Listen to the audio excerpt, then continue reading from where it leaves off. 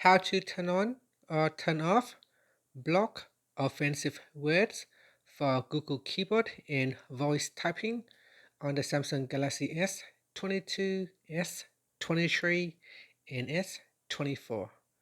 First, tap on the home button to return back to the home screen.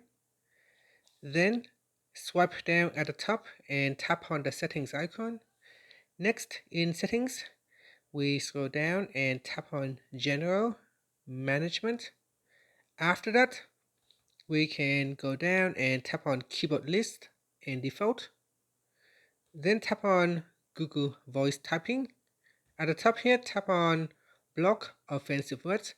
Tap on the toggle button to turn it off or switch it on.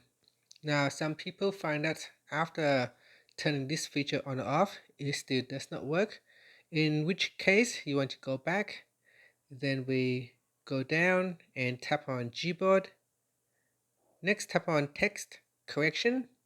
And in here, you can also turn off Block Offensive Words, or you can turn it on.